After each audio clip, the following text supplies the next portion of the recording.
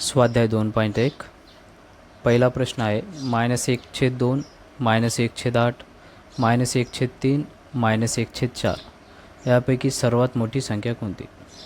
दिलेल्या संख्या आहेत -1/2 -1/8 -1/3 आणि -1/4 यापैकी सर्वात मोठी संख्या कोणती?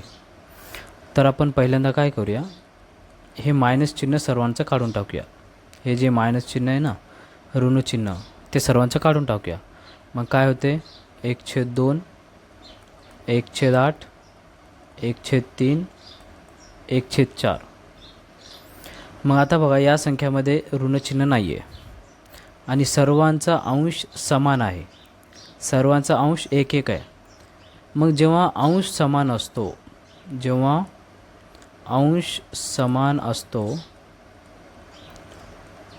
तेव्हा ज्या परिमेय संख्याचा छेद लहान असतो ती परिमेय संख्या मोठी असते. तेव्हा ज्या परिमेय संख्येचा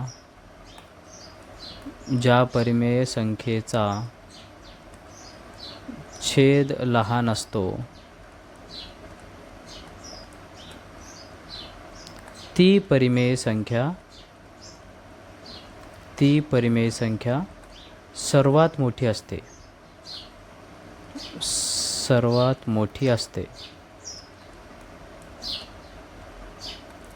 आता या सर्वांचा अंश समान आहे आणि इथे छेद 2 आहे, 8 आहे, 3 आहे, 4 आहे आणि सर्वात लहान छेद हे 2 आहे.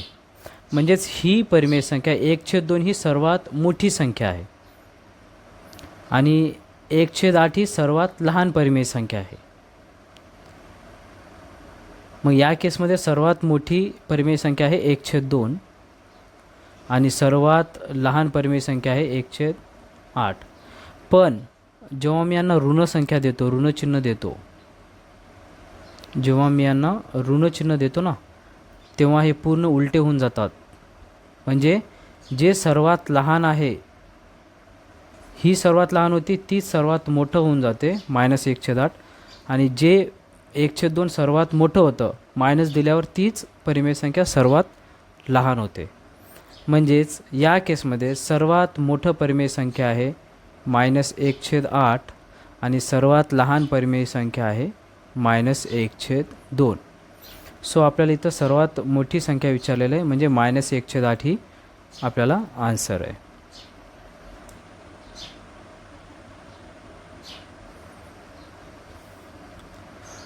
दुसरा प्रश्न आहे, पुढील परिमेय संख्यांचा चढता क्रम लावल्यास शेवटची संख्या कोणती येईल? आता हे दिलेल्या संख्या आहेत 4. याच्यातली पहिली संख्या आहे 52/65 52/65. आता ह्या संख्येला 13ने भाग जातो वर आणि खाली. हे 4 नंबरला आहे 13×52 आणि हे 5 नंबरला आहे 13×5 4/5. 52/65 म्हणजे 4/5. नंतर 117/91 यालाही 13ने जातो. 13×117 13×7 91 9/7 म्हणजेच 117/91 म्हणजेच 9/7. 156/143 156/143. 13ने भाग जातो यांनाही. इथे 13×1 13 1 उरले 13×1 13. इथे 13×1 13 2 उरले 13×2 26 म्हणजे 22/11. नंतरची शेवटची संख्या आहे 13/26. 13ने जातो 13×1 13 13×2 26 1/2. म्हणजे आपल्याला संख्या आलेल्या आहेत 4/5 9/7 12/11 आणि 1/2. आता ह्या संख्यापैकी या संख्यांचा आपल्याला चढता क्रम लिहायचा आहे. मग आता चढता क्रम म्हटल्यावर माहीत आहे की आपण सर्वात लहान संख्या लिहितो, नंतर मोठी संख्या लिहित जातो. आता या संख्यामध्ये आपल्याला सर्वात लहान आणि सर्वात मोठी संख्या शोधायची आहे. आता आपल्याला इझी कळून जातो की 4/5 म्हणजे आपल्याला दशांश रूपमध्ये जर केलं, 4/5 म्हणजेच काय येईल, 5ने जेव्हा 4ला भागाकार देतो तेव्हा 0.8 येतो 45. आणि 1/2 म्हणजेच 0.5. जेव्हा 2ने 1ला भागाकार करतो अशा प्रकारे 0चा भाग जातो अगोदर, नंतर 1 राहिलं, दशांश दिल्यावर 10, बेपंचे 10, अशा प्रकारे 1/2 म्हणजे 0.5 येतो.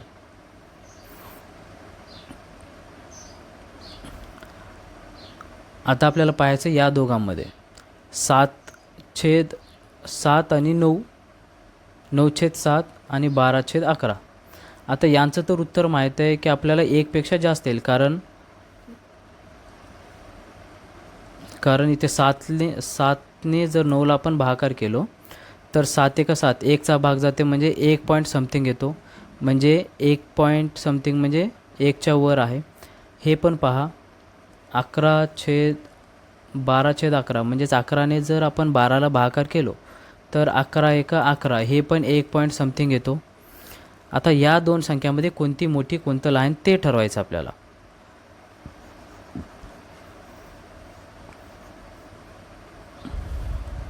आता ह्या अपूर्णांकामध्ये आपल्याला इझी आहे ठरवणे लहान संख्या मोठी संख्या. सिंपल तिरपा गुणाकार करा. 11×9 99, हे 12×7 84, 99 मोठं आहे म्हणजे 9/7 मोठं आहे, म्हणजे सर्वात मोठा अपूर्णांक 9/7 आहे. त्याच्या मागे थोडंसं लहान 12/11, नंतर याची किंमत बघा 0.8, म्हणजे हे तिसरी संख्या आहे 4/5, आणि सर्वात लहान संख्या आहे 1/2. सो आपल्याला कळालेलं आहे की चढता क्रम लिहायचा तर या संख्यामध्ये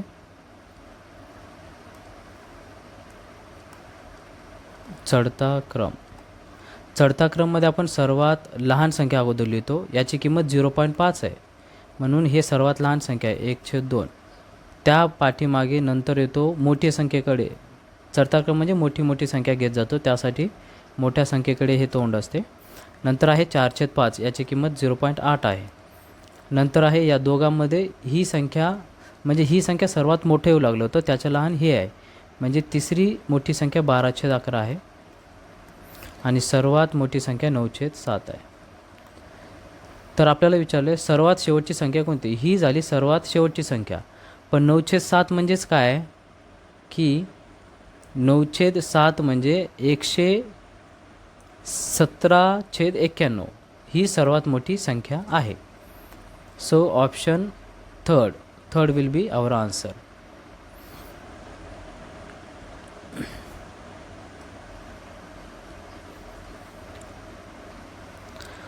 तिसरा प्रश्न आहे, पुढील संख्या उतरत्या क्रमाने लिहिल्या असता मिळणारी शेवटून तिसरी संख्या कोणती. आता हे दिलेल्या 4 संख्या आहेत, त्या संख्या आपल्याला उतरत्या क्रमाने लिहायचं आहे. पहिली संख्या आहे 3/8, दुसरी संख्या आहे 13/21, तिसरी संख्या आहे 4/7 आणि चौथी संख्या आहे 9/11. आता या संख्या उतरत्या क्रमाने लिहायचे आहेत. उतरत्या क्रमाने लिहायचे म्हणजे आपण सर्वात मोठी संख्या अगोदर लिहितो, नंतर उतरत्या क्रमाने छोटी संख्या लिहित जातो. आता हे दिलेल्या सर्व संख्या परिमेय संख्या आहेत, अपूर्णांक संख्या आहेत. त्यांचा अंशही समान नाही आणि छेदही समान नाही, म्हणजे आपण डायरेक्टली नाही सांगू शकत की कोणतं मोठं आहे कोणतं लहान आहे, डायरेक्टली नाही सांगू शकत. मग आपल्याकडे माहीत आहे की परिमेय संख्यांचं लहान मोठेपणा ठरवणं तिरपा गुणाकार. आपण काय करूया, या दोन संख्यामध्ये ठरवूया कोण लहान आहे कोण मोठं आहे. नंतर या दोन संख्यामध्ये ठरवूया कोण लहान कोण मोठं. नंतर थर्ड स्टेपला जे कोणी लहान मोठे येतात त्यांच्यामध्ये ठरवूया. आता पहा 21×3 या दोघांमध्ये ठरवूया अगोदर. 21×3 21×3 63 आणि हे 13×8 13×8 104. सो 104 मोठं आहे म्हणजे इथं 13/21 मोठं आहे, 13/21 मोठं आहे. इथं या दोघांमध्ये पाहूया 11×4 44, नंतर 9×7 63. आता या दोघांमध्ये 63 मोठं आहे म्हणजे 9/11 मोठं आहे. आता या दोघांमध्ये पाहूया कोण लहान कोण मोठं आहे. परत तिरपा गुणाकारच करूया. 11×13 किती येतो, 11×3 33, हातचाला 3 आणि 11×1 11, 11 आणि 3 14. त्याचप्रमाणे 9 गुणिले 21 करा, 9 एक 9 आणि 9 दोन्ही 18. 189 मोठं आहे 143पेक्षा, म्हणजे 9/11 सर्वात मोठं आहे. 9/11 सर्वात मोठं आणि त्याच्याहून लहान थोडंसं हे 13/21 आणि थर्ड नंबरला येतो. आता या दोघांमध्ये ठरवूया आपण 3/8 आणि 4/7 कोण मोठं आहे ते पाहूया. कारण सर्वात मोठं ठरवलं की 9/11 मोठं आहे, कारण 198 मोठं आहे ना. आणि आता या दोघांमध्ये ठरवूया कोण मोठे आहे, 3/8 का 4/7. हे तिरपा गुणाकार केल्यावर 7×21 येतो. 3/8 आणि 4/7, 7×21 8×32. तर 32 मोठा आहे, म्हणजे 4/7 मोठं आहे, म्हणजे तिसऱ्या क्रमांकाला 4/7 येतो आणि सर्वात लहान आहे 3/8. ही झालं उतरता क्रमाने मांडलेली संख्या. सर्वात मोठं, नंतर उतरत्या किमतीने. आपल्याला विचारलेत की शेवटून तिसरी संख्या कोणती. ही आहे शेवटून पहिली, हे शेवटून दुसरी आणि हे शेवटून तिसरी. सो 13/21 हे आपलं आन्सर आहे. 13/21 ऑप्शन 3.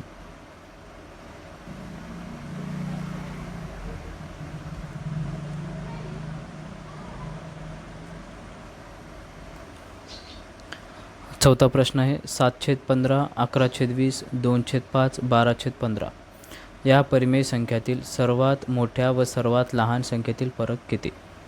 आता चौथा प्रश्न आहे, दिलेली संख्या आहेत 7/15, नंतरची संख्या आहे 11/20, नंतरची संख्या आहे 2/5 आणि नंतरची संख्या 12/25. आता या चार संख्यांमधील सर्वात मोठ्या व सर्वात लहान संख्येतील फरक म्हणजे वजाबाकी.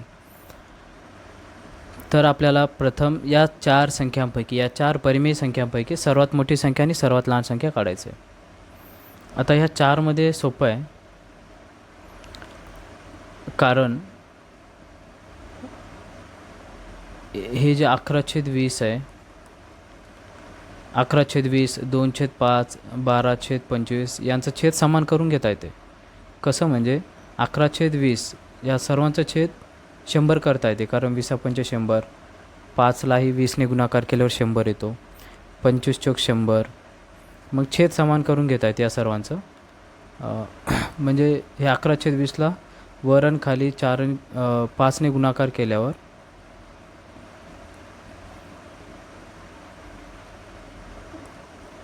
म्हणजेच 11×5 55 आणि हे 20×5 100.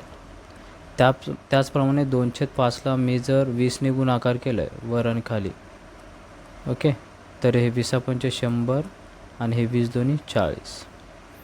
त्याचप्रमाणे 12/25ला आपण छेद 100 करू शकतो. कितीने गुणाकार करावा लागेल, 4ने, 25×100, मग 12×4 = 48. अशा प्रकारे हे 7/15, 15ला नाही करता येत आपल्याला 100, कारण 15 एका पाड्यामध्ये 100 नाही आहे. 7/15ला 7/15, 11/20 म्हणजेच 55/100, 2/5 म्हणजे 40/100 आणि हे 12/25 म्हणजेच 48/100. ओके. आता या तीन संख्यामध्ये आपल्याला माहीत आहे, या तीन संख्यामध्ये छेद 100 समान आहे. मग जेव्हा छेद समान असतो तेव्हा ज्याचा अंश मोठा असतो ना, ती संख्या मोठी असते. म्हणजे सर्वात मोठी संख्या येते आपल्याला 55/100, सर्वात मोठी संख्या येते. तर आता पाहूया की 7/15 म्हणजे 7/15 कोणत्या स्थानी येते, सर्वात लहान येते का सर्वात मोठे येते. हे 40/100 म्हणजेच काय, हे 40/100 म्हणजेच 2/5, 2/5 आणि 48/100 म्हणजे 12/25. आता आपण डिसाईड करायचं आहे की आपल्याला 7/15 मोठं आहे का हे 2/5 मोठं आहे, कारण यांच्यामध्ये आपल्याला संबंध माहीत नाही. मग 7/15 आणि 2/5 यांच्यामधलं लहान मोठेपणा ठरवण्यासाठी काय नाही, सिंपल तिरपा गुणाकार करा, कारण छेद समान नाही आहे. किंवा करता येईल, तिरपा गुणाकार केल्यावर आपल्याला इझी कळून जाते. 7 × 35 आणि हे 15 दोन्ही 30. 35 मोठं आहे म्हणजे 7/15 मोठं आहे, म्हणजे 2/5 लहान आहे. आता काय करूया, हे 7/15 आणि 12/25 ठरवूया. 7/15 आणि 12/25 ठरवूया. आता 25 × 7, 25 × 150, 25 7 175 आणि 12 × 15, 12 × 60, आजचाला 6, 12 1 12, 12 6 18, 180 येतो, म्हणजे 12/25 मोठं आहे. म्हणजेच सर्वात मोठी संख्या आहे ते हे जे 55/100 आहे. 55/100 म्हणजेच 11/20. 11/20 सर्वात मोठी संख्या, आणि त्याच्याहून थोडंसं लहान येते 12/25, आणि त्याच्याहून थोडंसं लहान येते 7/15, कारण 7/15 2/5पेक्षा मोठं आहे, म्हणून त्याच्याहून याच्याहून लहान येतो 7/15 आणि सर्वात लहान येतो 2/5. हे झालं उत्तरताक्रम. म्हणजे 11/20 झालं सर्वात मोठी संख्या, ही 11/20 सर्वात मोठी संख्या झाली, आणि ही 2/5 सर्वात लहान संख्या झाली, ही 2/5. तर आपल्याला सर्वात मोठ्या व सर्वात लहान संख्येतील फरक विचारले. फरक म्हणजेच वजाबाकी, म्हणून हे 11/20 मायनस 2/5 हे सर्वात मोठी संख्या आहे आणि ही सर्वात लहान संख्या आहे, यांची वजाबाकी. तर आपल्याला याला छेद समान, इथं 20 आहे, मग डायरेक्ट आपण वजाबाकी नाही करू शकत, कारण छेद समान नाही आहे. याचा छेद 20 आहे, याचा छेद 20 करता येईल, कारण 4ने गुणाकार करा, 25 होईल, मग वरही 4ने गुणाकार करावा लागेल. मग हे 11/20ला 11/20 मायनस हे कितीला 4 2 8 मायनस हे 25. आता बघा छेद समान आहे, मग एक छेद लिहायचं आहे, आणि 11 - 8, 11मधून 8 गेल्यावर 3, म्हणजे वजाबाकी येते 3/20. 3/20 ऑप्शन 1.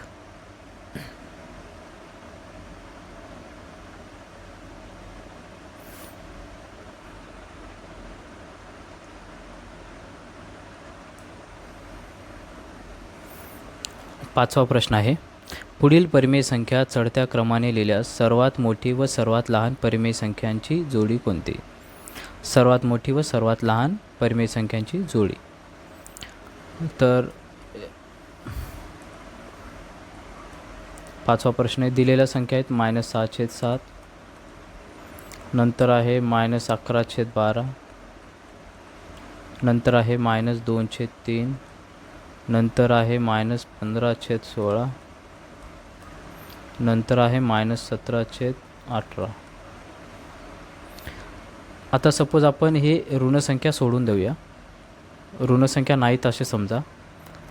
मग आपल्याला इथे एक ऑब्झर्वेशन दिसतो, एक निरीक्षण केल्यास दिसते की 6/7, 6हून 7 एक अंकानं मोठा आहे, 11 नंतर 12, 2 नंतर 3, 15 16 17 18, म्हणजे छेदातली संख्या 1ने मोठी आहे. मग या केसमध्ये काय होते पहा, मी एक सिंपल उदाहरण देतो. 2/3, 2पेक्षा 3 मोठे आणि 3पेक्षा 4 मोठे. मग या केसमध्ये कोणतं मोठं राहील, तिरपा गुणाकार करून पहा. 4 2 8, 3 3 9. बघा, जी संख्या मोठ्या दिसतात ती संख्या मोठी राहील, कारण 9 मोठं आहे. आणखी एक उदाहरण पाहूया. 5/6, 12/13 सपोज.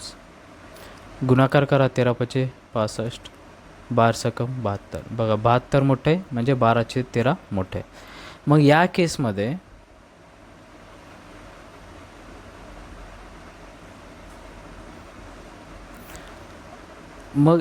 केसमध्ये जेव्हा आपण मायनस चिन्ह देत नाही, 6/7, जेव्हा मायनस चिन्ह देत नाही तेव्हा सर्वात मोठं संख्या येईल हे 17/18. सर्वात मोठं राहील 17/18. सर्वात मोठं, आणि त्याच्याहून थोडंसं लहान हे 15/16. नंतर त्याच्याहून थोडंसं लहान राहील हे 11/12. नंतरून त्याच्याहून लहान 6/7.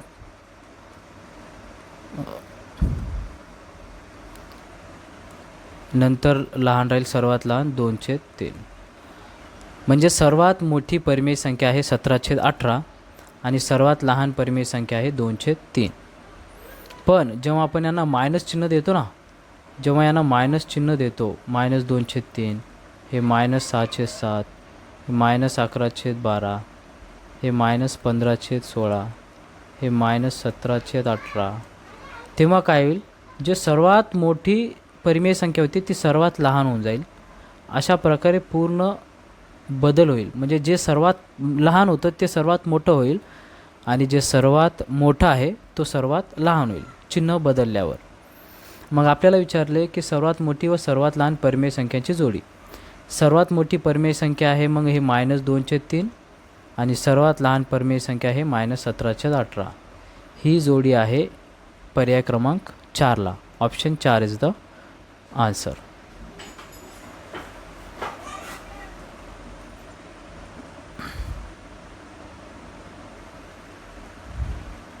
सहावा प्रश्न आहे, पुढील परिमेय संख्यांचा चढता क्रम कोणता.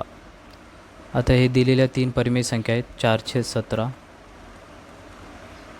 -7/9 आणि हे -3/5. ह्या दिलेल्या परिमेय संख्या आहेत.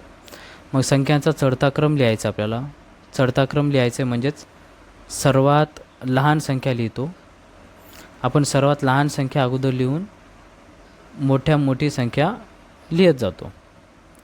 आता आपल्याला माहीत आहे की हे 2 ऋण संख्या आहेत आणि ही धनसंख्या आहे. ऋण संख्यापैकी धनसंख्या ही नेहमी मोठी असते. म्हणजे या 3 परिमेय संख्यापैकी 4/17 ही परिमेय संख्या सर्वात मोठी परिमेय संख्या आहे. 4/17 सर्वात मोठी परिमेय संख्या आहे. त्यानंतर आपल्याला या 2 परिमेय संख्यामध्ये ठरवायचं आहे. -7/9 आणि -3/5 मध्ये ठरवायचं आहे कोणती मोठी कोणतं लहान आहे.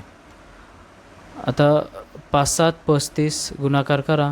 -35, 9×3 27, -27. आता या दोघांपैकी कोणतं मोठं राहील. मायनस चिन्ह असल्यामुळे -27 मोठं आहे आणि -35 लहान आहे. म्हणजेच ही परिमेय संख्या मोठी आहे आणि ही परिमेय संख्या सर्वात लहान आहे. मग 4/17च्या मागे 4/17पेक्षा थोडंसं लहान परिमेय संख्या -3/5 येतो आणि सर्वात लहान संख्या -7/9 येते. हे झालं आपलं चढता क्रम. मग चढता क्रममध्ये सर्वात लहान संख्या -7/9 अगोदर येईल, नंतर -3/5, नंतर 4/17. ऑप्शन राहील ऑप्शन 1. -7/9 नंतर -3/5 नंतर 4/17. पर्याय क्रमांक 1. 7वा प्रश्न आहे, 5/7 गुणिले 28/15 गुणिले 9/8 गुणिले 3 कंसात आहे भागिले 9/2. ही दिलेली आपल्याला पदावली आहे. ही पदावली सोडवायचं आहे. मग दिलेली पदावली आहे 5/7 गुणिले 28/15 गुणिले 9/8 गुणिले 3 आणि भागाकारात आहे 9/2. आता ही पदावली सोडवायचं आहे. इथे पहा गुणाकार आहे. ह्या दिलेल्या परिमेय संख्या आहेत. मग गुणाकारामध्ये काय होतं, अंश आणि छेद कटोकटी होते. गुणाकारामध्ये या परिमेय संख्याचा अंश आणि या परिमेय संख्याचा छेद. म्हणजे आपण सिम्पली याला अशा प्रकारे लिहू शकतो की गुणाकारामध्ये अंशाचा गुणाकार होईल आणि छेदाचा गुणाकार होईल. मग अंशमध्ये कोण आहे, 5 गुणिले 28 गुणिले 9 गुणिले 3. 5 गुणिले 28 गुणिले 9 गुणिले 3 हे अंशातले गुणाकार आहेत. छेदात राहतील 7 गुणिले 15 गुणिले 8. 7 गुणिले 15 गुणिले 8 आणि हे भागिले 9/2. आता हे अंश आणि छेदामध्ये गुणाकार असल्यामुळे कटाकटी होते. आता हे बघा 7 एक 28ला जातो, 7 एक 7, 7 चौक 28. आता 4ने या 8ला जातो, 4 एक 4, 4 दोन्ही 8. या 15लाही जातो, 3 एक 3, 3 5 15. हे 5 5 कटतात, 5 एक 5, 5 एक 5. मग अंशामध्ये राहिलं 1 1, इथं 9 राहिले राईट. अंशामध्ये 9 आहे, छेदामध्ये 1 1 हे 2, छेदामध्ये 2 भागिले 9/2. 9/2 भागिले 9/2. कोणत्याही संख्येला त्याच संख्येने जर भागाकार केल्या, सपोज 3 भागिले 3 किती येईल? 1 येईल. मग कोणत्याही संख्येला त्याच संख्येने भागाकार केल्यास 1 येते. मग 9/2ला 9/2ने भागाकार केल्यास उत्तर येईल 1. सो ऑप्शन 1, ऑप्शन 4 आन्सर येईल 1. किंवा याला या प्रकारे करू शकतो की 9/2ला 9/2 हे भागाकाराचं गुणाकार केल्यावर याचा व्यस्त होतो, रेसिप्रोकल करतात. मग हे 2/9 होतात. आता पहा कटतात, हे 9 कटतात, हे 2 कटतात, काय नाही म्हणजे 1. अशा प्रकारे हे करता येईल. सो 7वाचा ऑप्शन आहे 4.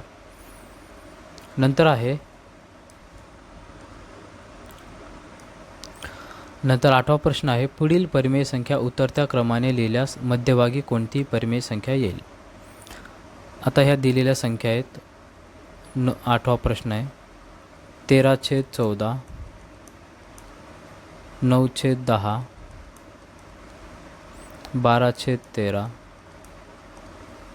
15/16, 20/21. ह्या संख्यांना ऑब्झर्व केल्यावर आपल्याला असे आढळून येते की छेदातली संख्या 1ने मोठी आहे. मग आपण अगोदर पाहिल्यासारखं थोडंसं छोटंसं एक्झाम्पल घेऊन पाहूया. 2/3, 3/4. या दोघांमध्ये मोठं कोण राहील? 4 2 8, 3 3 9. म्हणजे जी संख्या मोठी दिसते, जी परिमेय संख्या मोठी दिसते तीच मोठी राहील जेव्हा अंशापेक्षा छेद 1ने मोठा असतो.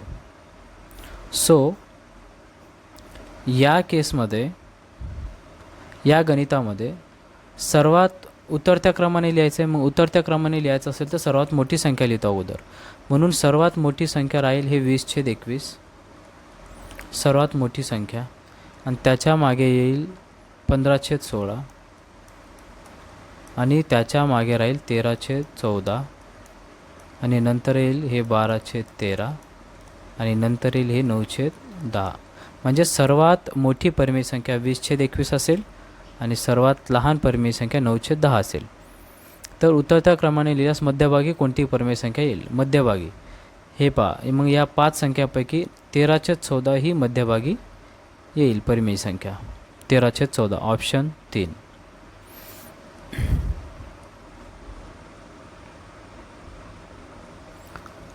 नववं गणित. 9वा प्रश्न आहे -3/34, -2/17, -5/51, -4/68. या अपूर्णांकाचा चढता क्रम लावल्यास शेवटून दुसरा अपूर्णांक कोणता येईल? आता या 4 अपूर्णांकांपैकी आपल्याला चढता क्रम लावायचा आहे. चढता क्रम म्हणजेच सर्वात लहान अपूर्णांक येईल, नंतर अपूर्णांक वाढत वाढत जाईल. आता दिलेले अपूर्णांक आहेत -3/34, -2/17, -5/51 आणि -4/68.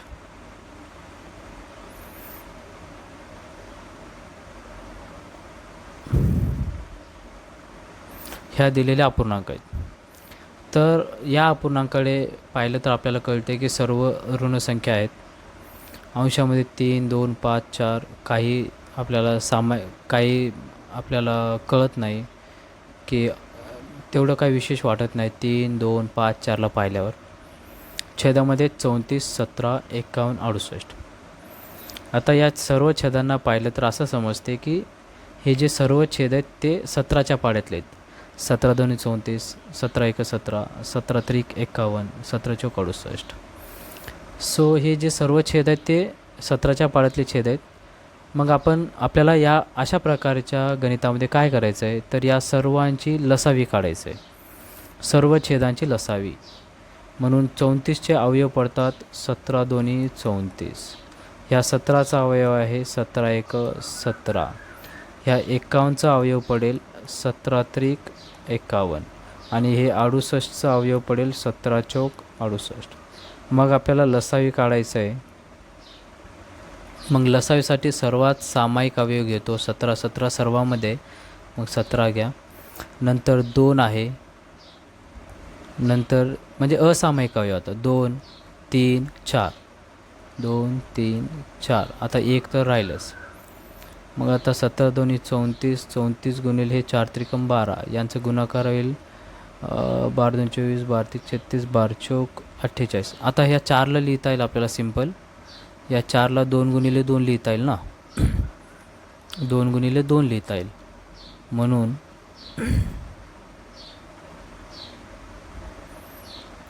सामायिक अवयव राहतील पहा 17 राहील, नंतर हे 2 आणि ह्या 2साठी एकच 2 राहील.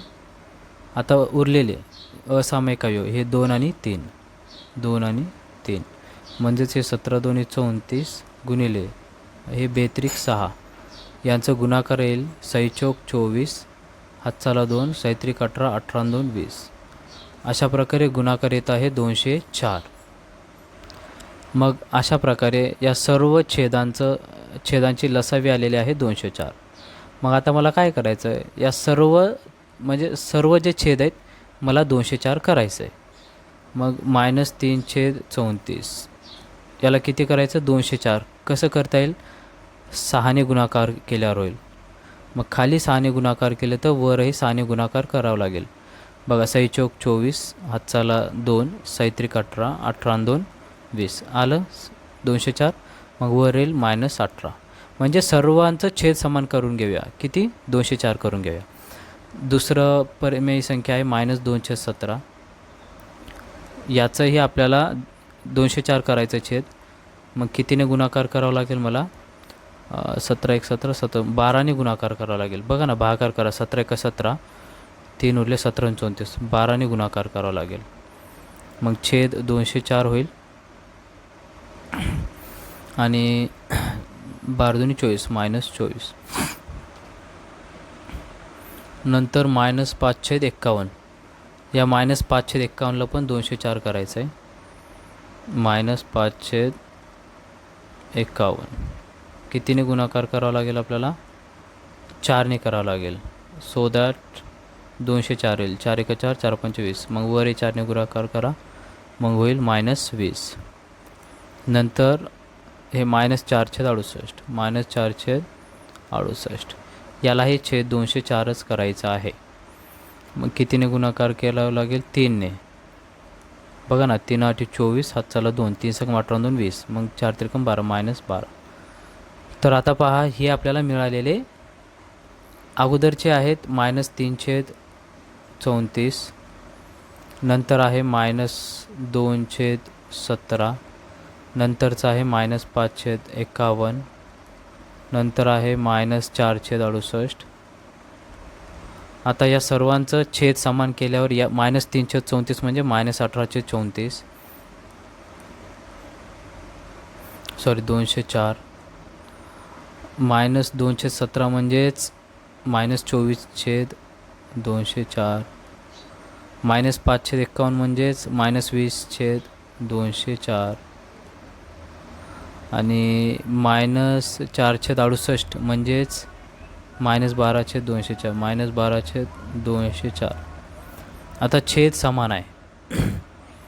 बघा सर्वांचं छेद समान आहे. म्हणजेच जर आपण ऋणसंख्या नाही धरलो, सपोज ऋणसंख्या नाही आहेत सपोज ऋणसंख्या नाही आहेत असं समजलो, मग या केसमध्ये काय होईल, छेद समान असल्यावर जो मोठा अंश असेल ते अपूर्णांक सर्वात मोठं. मग या 18 24 20 आणि 12मध्ये 24 मोठं आहे, मग सर्वात मोठं राहील 24/204. त्याच्या मागं राहील 20/204. नंतर राहील 18/204. नंतर राहील 12/204. हे कधी राहतील जेव्हा मायनस चिन्ह नाही आहे. मग जर आता तर आपल्याला यांना मायनस चिन्ह आहे, मग जर आपण मायनस चिन्ह जर दिलो, जर आपण मायनस चिन्ह जर दिलो सर्वांना मायनस चिन्ह जर दिलो, तेव्हा काय होईल, हे आता उलटं होईल. मग हे सर्वात मोठं होतं अगोदर, हे सर्वात लहान राहील, आणि हा सर्वात लहान होता अगोदर, आता सर्वात मोठं राहील. म्हणजे हे बदलील.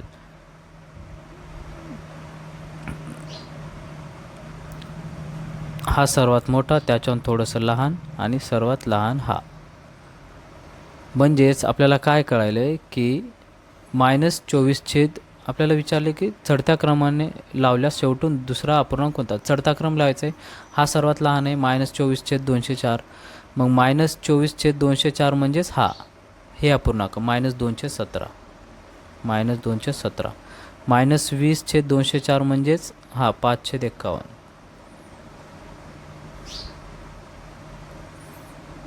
-5/51.